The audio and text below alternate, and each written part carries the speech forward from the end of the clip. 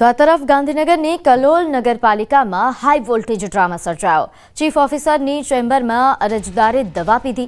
સોસાયટીની આકારણી માંગતા અરજદારે ચેમ્બરમાં દવા પીધી। દવા પીધા બાદ અરજદારને હોસ્પિટલમાં દાખલ કરાયો। અરજદારે જાતિ ભેદભાવનો આક્ષેપ લગાવીને આત્મહત્યા કરવાની ધમકી આપી। ચીફ ઓફિસરનું નિવેદન પણ સામે આવ્યું। તેમણે કહ્યું કે અરજદારે ફક્ત ખોટું કામ કરવા માટે અમારી પર દબાણ લાવવાનો પ્રયત્ન કર્યો હતો। એમની પાસે બાંધકામ કાયદેસર હોવાનો કોઈ પુરાવો ન હતો।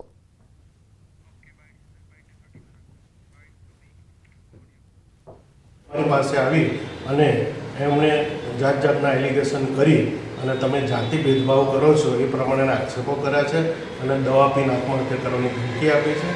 અને આજે દવા પી અમારી ચેમ્બરમાં દવા પી અને પછી જતા રહ્યા છે અને સાથે બોટલ પણ લઈ ગયા છે। અને બોટલનું પીણું પણ એવું કંઈ ઝેરી છે નહીં, પણ ફક્ત ને ફક્ત અધિકારીને પ્રેશરમાં રાખી અને ખોટું કામ કરવા માટે આ પ્રકારનું કરેલું છે। તો આ તરફ અમદાવાદમાં ફરી એકવાર અકસ્માતની ઘટના સામે આવી। શૈલજ સર્કલ પાસે અકસ્માત સર્જાયો। ટ્રક સાથે અથડાતા એક યુવકનું મોત નીપજ્યું। ટ્રાફિક પોલીસ ઘટના સ્થળે પહોંચી। અકસ્માત અંગે વધુ તપાસ શરૂ કરવામાં આવી છે। તો શૈલજ સર્કલ પાસે અકસ્માતનો આ બનાવ કે જેમાં એક યુવકનું મોત નીપજ્યું। ટ્રક સાથે અથડાતા યુવકનું મોત નીપજ્યું। ટ્રકે એક્ટિવાને ટક્કર મારતા આ અકસ્માત સર્જાયો હતો। ટ્રક સાથે અથડાતા જ ઘટના સ્થળે યુવકનું મોત નીપજ્યું હતું। નોંધે છે કે અમદાવાદમાં દિવસે ને દિવસે અકસ્માતના બનાવો વધી રહ્યા છે। ગતરોજ પણ આવો જ એક ગંભીર અકસ્માત સામે આવ્યો અને ફરી એકવાર અહીં અકસ્માતનો બનાવ સામે આવ્યો છે। શૈલજ સર્કલ પાસે આ અકસ્માત સર્જાયો કે જ્યાં અકસ્માતમાં એક યુવકનું કમકમાટી ભર્યું મોત નીપજ્યું। હાલ આ સમગ્ર મામલે અકસ્માત અંગે વધુ તપાસ પણ પોલીસે શરૂ કરી છે। ઘટનાની જાણ થતાં જ ટ્રાફિક પોલીસ પણ ઘટના સ્થળે પહોંચી।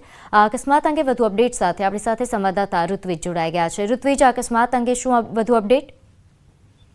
જે રીતે વાત કરીએ તો શૈલજ સર્કલ પાસેનો આ બનાવ છે। વહેલી સવારે જ્યારે આ યુવક હતો તે પોતે ડીબીએસ સ્કૂલ તરફ જઈ રહ્યો હતો। તે દરમિયાન એક જે ટ્રેલર હતું તેને ટક્કર મારી હતી અને આ જે અકસ્માતની અંદર યુવક છે તે ગંભીર રીતે ઇજાગ્રસ્ત થયો હતો અને તેનું ઘટના સ્થળ પર જ મૃત્યુ નીપજ્યું હતું। જ્યારે સમગ્ર ઘટનાની જાણ તેના પરિવારજનોને થતા તેના પરિવારજનો પણ ઘટના સ્થળ પર પહોંચ્યા હતા અને પોલીસને જાણ થતા ટ્રાફિક પોલીસ હાલ ઘટના સ્થળ પર પહોંચી છે અને યુવકનો જે મૃતદેહ છે તે પોસ્ટમોર્ટમ માટે મોકલી આપીને આગળની કાર્યવાહી શરૂ કરી છે। જી આભાર માહિતી આપવા બદલ। તો હવે વાત કરીશું ધારાસભ્યોના નવા ફ્લેટની।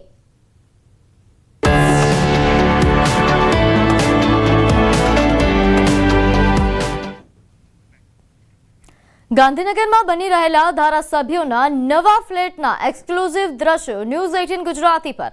હાલમાં ધારાસભ્યો માટેના આવાસોનું નિર્માણ કામ એ પૂર્ણતા તરફ છે।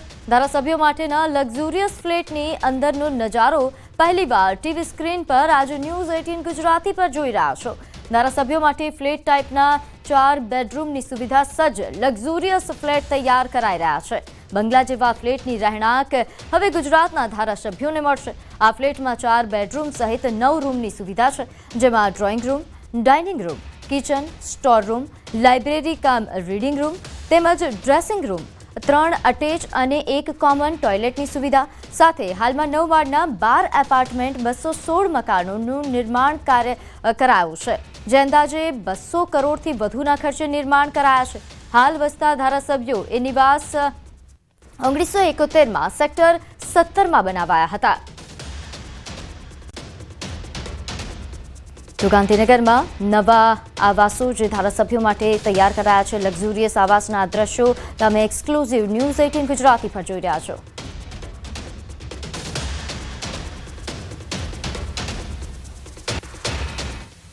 ગાંધીનગરની સ્થાપના થઈ ત્યારથી ધારાસભ્યોના નિવાસ માટેના આવાસો હતા, પરંતુ તે જર્જરિત થવાના કારણે હવે સેક્ટર 17ની અંદર નવા ફ્લેટ બની રહ્યા છે અને આ નવા ફ્લેટ બનતાની સાથે ન્યૂઝ 18 તમને એક્સક્લુઝિવ ધારાસભ્યોના ફ્લેટ કેવા છે, તેમના રહેઠાણ માટે કેવા આવાસનું નિર્માણ કર્યું છે તે ફર્સ્ટ બતાવી રહ્યું છે। તો આ પ્રકારનો વેઇટિંગ રૂમ જે છે તે તૈયાર કરવામાં આવ્યો છે, એટલે કે અહીંયા ધારાસભ્યોના જે મુલાકાતીઓ આવશે તેમની માટેનો આ વેઇટિંગ રૂમ બનાવવામાં આવ્યો છે. આ વેઇટિંગ રૂમની એક્ઝેક્ટ બાજુની અંદર જે ધારાસભ્ય જે છે તે અહીંયા બેસી શકે અને મુલાકાતીઓને સાંભળી શકે તે પ્રકારની વ્યવસ્થાનો રૂમ જે છે તે એન્ટ્રી ગેટની સામે જ તૈયાર કરવામાં આવ્યો છે અને આ પ્રકારનું જે રૂમ જે છે તે તૈયાર કરવામાં આવ્યું છે અને એ જ પ્રકારે અહીંયા વોશરૂમ જે છે તે પણ તૈયાર કરવામાં આવ્યું છે અને આ પ્રકારનું જે ધારાસભ્યોના ફ્લેટની અંદર જોવા મળી રહ્યું છે. આ જ પ્રકારે હવે અહીંથી ધારાસભ્યના ફ્લેટની મુખ્ય એન્ટ્રી શરૂ થાય છે કે આ પ્રકારનો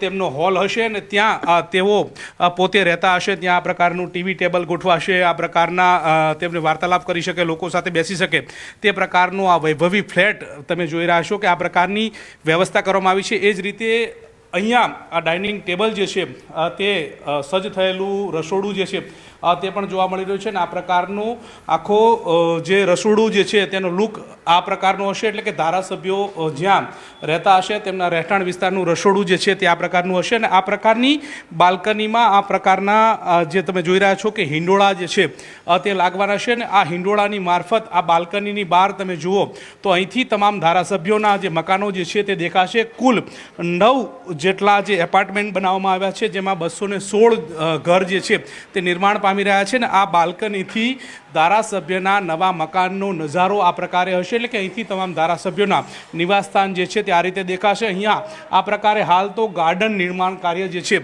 તે પણ ચાલી રહ્યું છે ને આ પ્રકારે ધારાસભ્યનો જે રૂમ છે તેની બાલ્કની છે ત્યાંથી આ પ્રકારનો નજારો છે.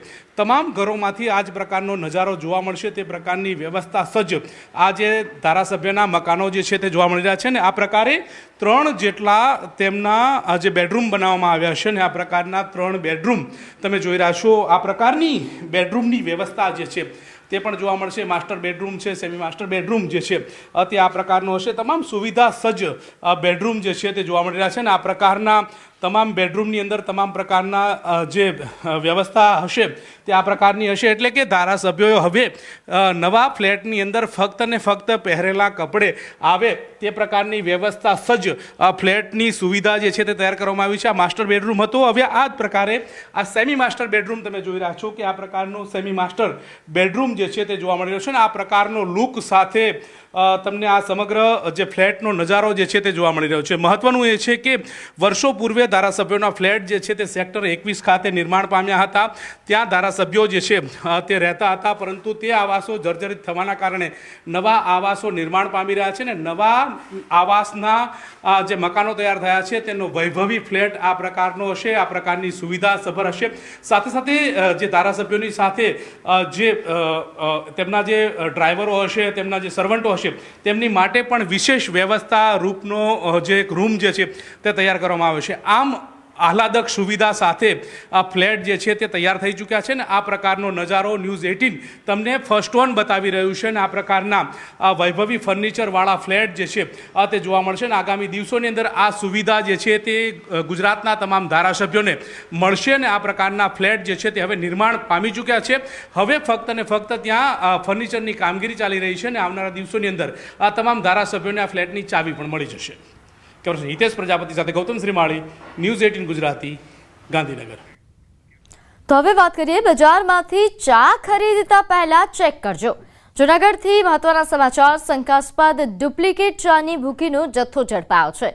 આભા ગીગા પ્રોવિઝન સ્ટોરમાંથી આ જથ્થો મળી આવ્યો. ડુપ્લિકેટ ચાના 1672 પેકેટ મળી આવ્યા. 2.50 લાખનો મુદ્દામાલ પોલીસે જપ્ત કર્યો છે. બ્રાન્ડેડ ચાના 417 કિલો અલગ અલગ પેકિંગનો મોટો જથ્થો ઝડપાયો છે. વાઘબકરી ચાના સિનિયર મેનેજર દ્વારા ફરિયાદ નોંધાવી હતી ત્યારે કંપનીના અધિકારીઓએ પોલીસને સાથે રાખીને તપાસ કરી. દીપક લાલવાણી નામના વેપારીની અટકાયત કરવામાં આવી છે. વેપારીની અટકાયત કરીને પોલીસે વધુ તપાસ હાથ ધરી છે. ત્યારે હાલ જે રીતે બજારમાં બધી જ વસ્તુઓ ધીરે ધીરે નકલી થઈ રહી છે. હવે ચા ખરીદતા પહેલા પણ 100 વાર વિચારજો, 100 વાર તપાસ કરજો કારણ કે હવે ચાના પણ ડુપ્લિકેટ પેકેટ એ માર્કેટમાં આવી રહ્યા છે. હાલ જે આ મહત્વના સમાચાર છે તે જૂનાગઢથી છે. અહીં શંકાસ્પદ ચાનો મોટો જથ્થો ઝડપાયો છે. બ્રાન્ડેડ ચાના નામે અહીં નકલી ચાની ભૂકી વેચાતી હતી. જેને લઈને વધુ વિગત સાથે આપણી સાથે સંવાદદાતા અમાર જોડાઈ ગયા છે. અમાર હાલ જૂનાગઢથી આજે ડુપ્લિકેટ ચાનો જથ્થો ઝડપાયો છે તેને લઈને શું વધુ અપડેટ? આ ચોક્કસ કે જે રીતે જુનાગઢના સુખનાથ ચોક વિસ્તારમાંથી ગઈકાલે રાત્રિના સમયે પોલીસ અને વાઘબકરી ચાના જે મેનેજર છે તેમના દ્વારા એક દુકાનમાં ચેકિંગ કરવામાં આવ્યું હતું અને ત્યાંથી ડુપ્લિકેટ જે નામચીન જે કંપનીનો શંકાસ્પદ ચાનો જથ્થો છે તે મળી આવ્યો છે। 1672 જેટલા પેકેટ જેની કિંમત 2.5 લાખ રૂપિયા આસપાસ થઈ છે। આ તમામ મુદ્દામાલ છે તે પોલીસે જપ્ત કર્યો છે અને કંપનીના અધિકારી દ્વારા છે તે પોલીસ ફરિયાદ નોંધાવી છે। વેપારી દીપક લાલવાણી સામે ફરિયાદ નોંધાઈ છે। હાલ વધુ પૂછપરછ પણ પોલીસ દ્વારા શરૂ કરવામાં આવી છે। જી આભાર માહિતી આપવા બદલ। તો હાલ જે રીતે સંવાદદાતાએ જણાવ્યું કે એક વેપારીની અટકાયત કરવામાં આવી છે અને વધુ તપાસ પણ હાથ ધરાઈ છે કારણ કે આજે જથ્થો મળી આવ્યો છે, શું આનાથી પણ વધારે જથ્થો માર્કેટમાં પહોંચ્યો છે કે કેમ તેને અંગે પણ તપાસ કરવામાં આવશે।